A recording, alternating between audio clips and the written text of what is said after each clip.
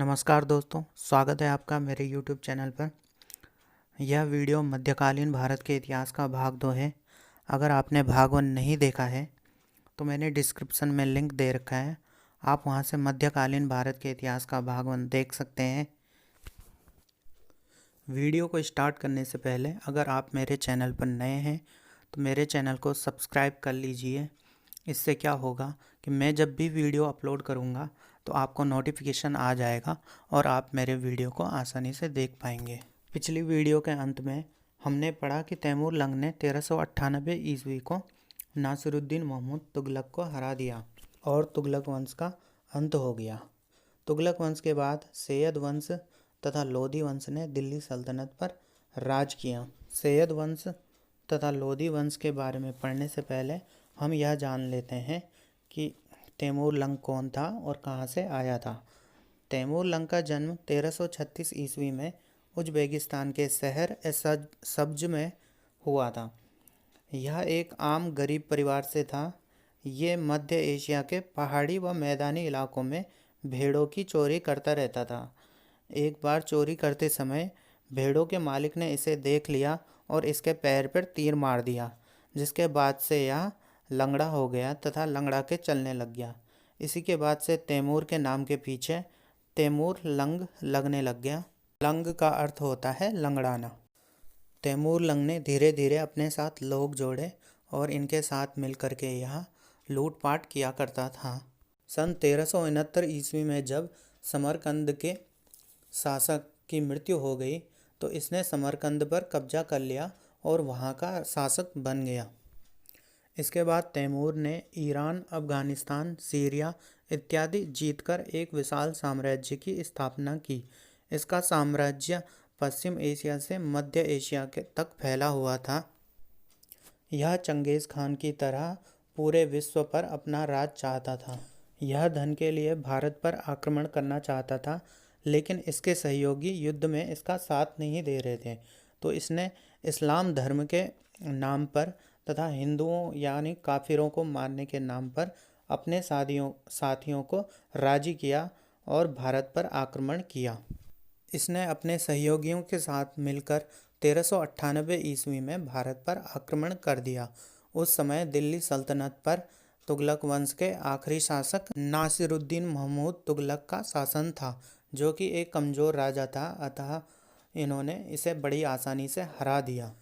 भारत पर आक्रमण करने में खिज्र खां ने तैमूर लंग का साथ दिया, जिससे खुश होकर के तैमूर लंग ने उसे लाहौर, दीपालपुर तथा मुल्तान का सूबेदार नियुक्त कर दिया। दिल्ली जीतने के बाद तैमूर लंग दिल्ली में 15 दिनों तक रुका हुआ था और इसने यहाँ बहुत मारकाट मचाई और बहुत सारा धन लेकर वहाँ से चला गया। दिल्ली से वापस जाते समय इसने दिल्ली की गद्दी पर दौलत खान लोधी को बिठा दिया। खिज्र खां बहुत महत्वाकांक्षी था, इसलिए उसने सन 1414 ईस्वी को दौलत खां को हटाकर खुद दिल्ली की गद्दी पर बैठ गया। इस प्रकार उसने सन 1414 ईस्वी में एक नए वंश सैयद वंश की स्थापना की। सैयद वंश का शासन सन 1414 से लेकर 1451 ईस्वी तक चला। इसमें 4 शासक हुए, जिसमें से हैं खिज्र खां सन 1414 से 1421 तक रहे।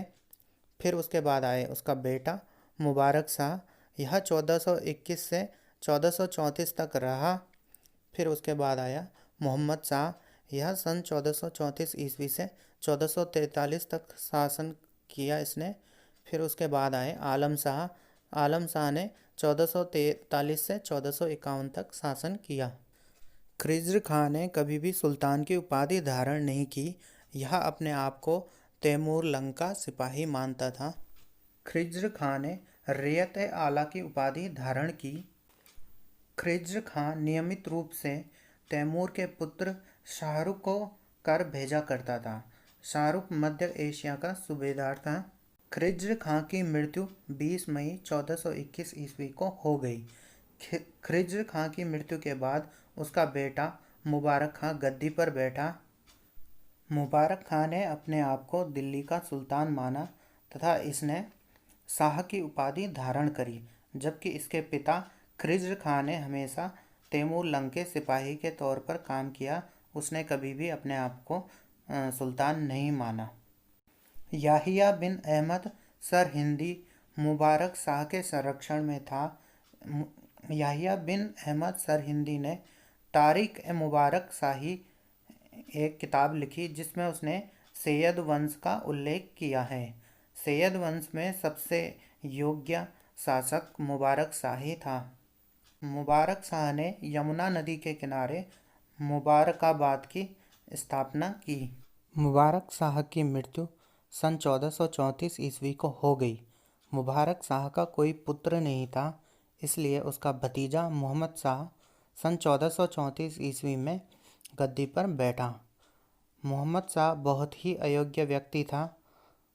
इसका शासनकाल 1434 से 1443 ईस्वी तक चला। सन 1443 में मोहम्मद शाह की मृत्यु हो गई।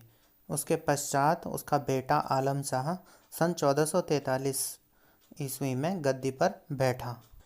यह मोहम्मद शाह से भी ज़्यादा अयोग्य व्यक्ति था। यह बदायूं से बाहर कभी निकलता ही नहीं था। जब बहलोल लोदी ने इस पर आक्रमण किया तो इसने आसानी से दिल्ली का सिंहासन बहलोल लोदी को दे दिया और युद्ध नहीं किया। इस प्रकार से सैयद वंश का अंत हो गया और एक नया वंश लोदी वंश का उदय हुआ। लोदी वंश में 3 शासक हुए।